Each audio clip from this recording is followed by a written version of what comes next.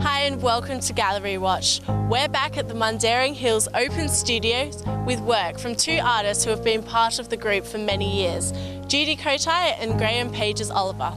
We'll start with Graham's work and how he incorporates technology in with his art.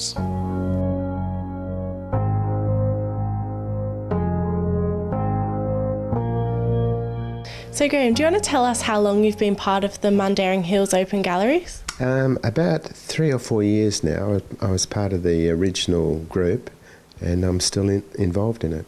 What does it mean to you to be involved in this group?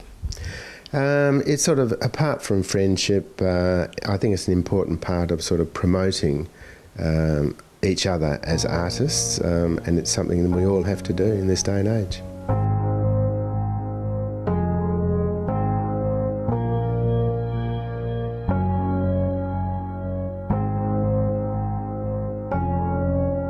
All of my work starts with drawing, and as you can see here, some of my drawings, they're quite intricate. I use just the black fine liners to do the drawings. From the drawings, I scan them, take them into the computer, enlarge them, enhance them in Photoshop, and then I print them out. I'll print out a negative that I can use for screen printing. I expose that to a light-sensitive silkscreen, and then I actually use a printing processor to generate the limited edition prints.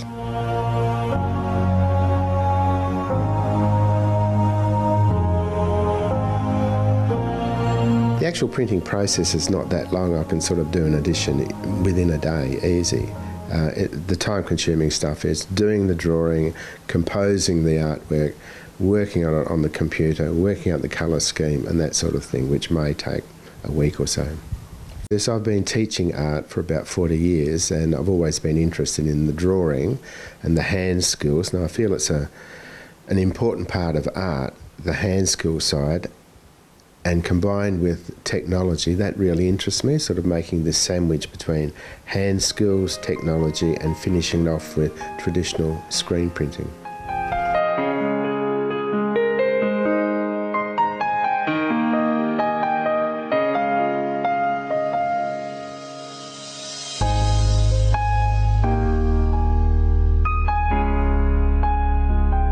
The Inner Tree was an exhibition I had a couple of years ago, which involved me sort of doing a drawing every week.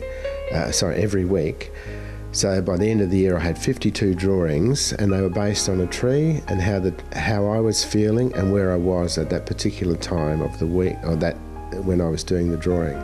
And I've ended up with, say, 52 of these drawings here, as you can see. This was the type of drawing that I did. This was up in the Ashburton Pilbara area.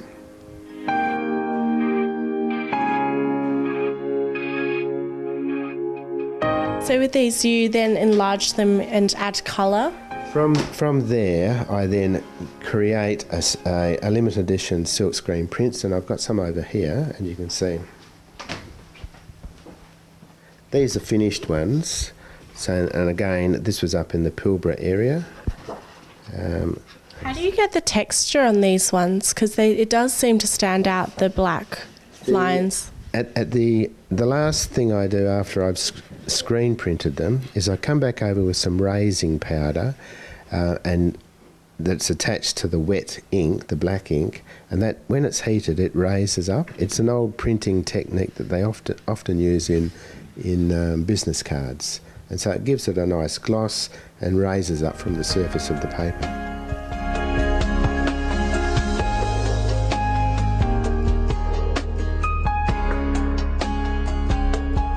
So how do you come up with the colours on the computer?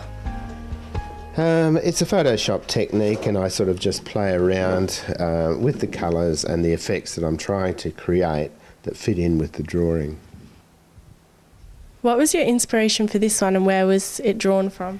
Well, this was towards the end of the year, and I had actually worked up in the Kimberley region for a long time. And so at the end of the year, I was sort of thinking about those sort of things. I didn't actually go there that particular year when I was doing these drawings, but it was something that came to mind during that particular week that I was doing these drawings.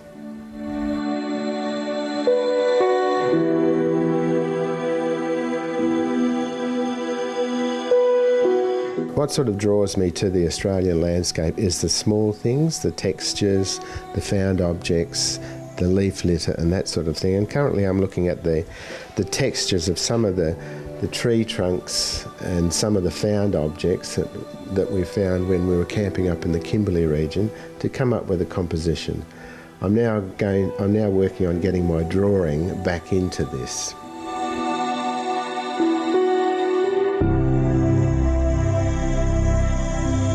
I'm still interested in that tree, the story of the tree and how it's relating to the landscape, and the textures that I'm picking out are basically textures of the trees and the rocks that are already in that landscape.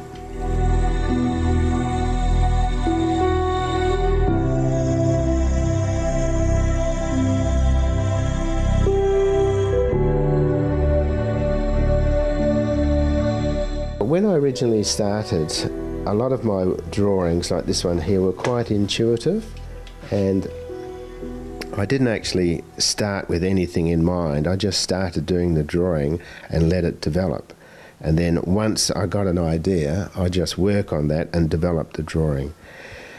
I actually find the most inspiration is sort of in isolated places. If you're out camping, I shouldn't say that because I actually don't like camping very much, but I do like being in the country and sort of seeing the rocks and the trees, and I have a large collection of photographs of rocks and trees, much to my wife's horror.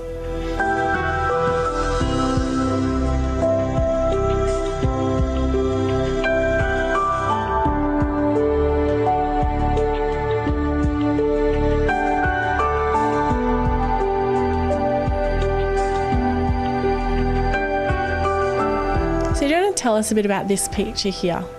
Well, this is a fun one. This is a limited edition print that I did of a place up north called Christmas Creek, and then I added leaf litter down the bottom, and I put in a bit of Christmassy decoration in amongst that. So it's just a fun thing, really. The drawing itself was quite small. It's been enlarged there, so it's lost some. The line quality has changed, but that all take a couple of weeks to work on. Then this one here, I've actually come back and hand painted into it.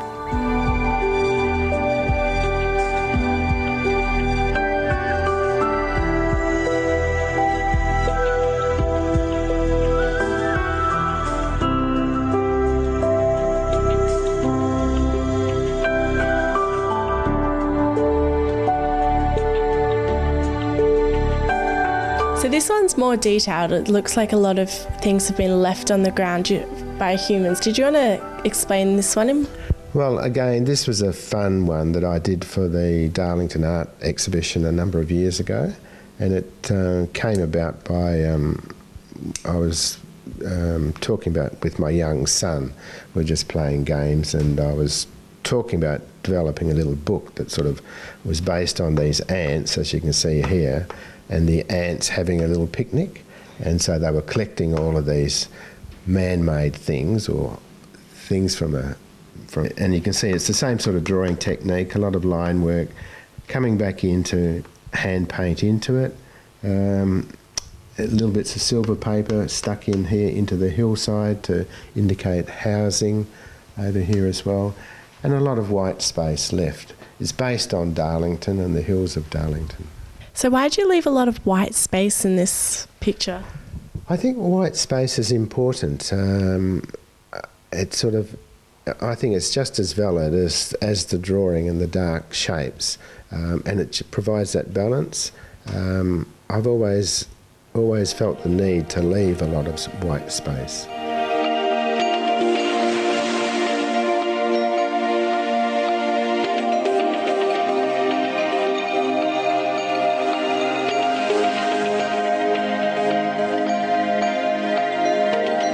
Do you want to tell us a bit about this stained glass piece here? It's an interesting piece. Working with Judy Kotai, who's one of our artists in the Mundaring Open Studio Group, I provided the drawing for Judy, and she then converted the drawing into this stained glass window. And as you can see, I'm still interested in, even though this was done a long time ago, I have my interest in the trees, the landscape and the rocks. I gave her the drawing and the size, the dimensions, and she then came up with the design from that. It's probably reflecting back on the country landscape. Yeah, I'd say so.